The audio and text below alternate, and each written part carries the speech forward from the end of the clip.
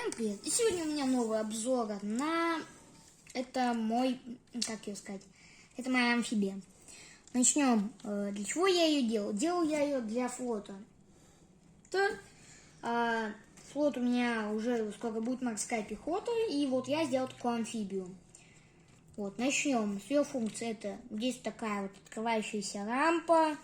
Она умеет кататься, ну, это логично. И больше нет функций. Она не функциональная модель, она больше игровая. Ой, не игровая, а полочная.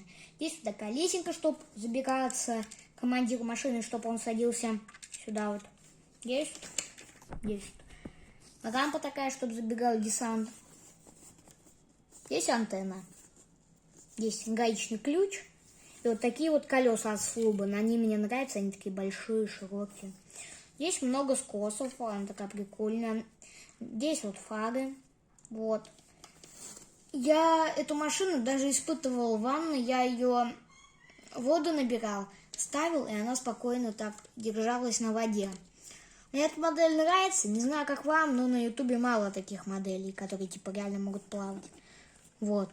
Такое вот стекло. Сюда можно 6 или 4 человечков, 6 обычных человечков с оружием или 4 с полным вооружением, там, с бронежилетами, сумками, там, вот.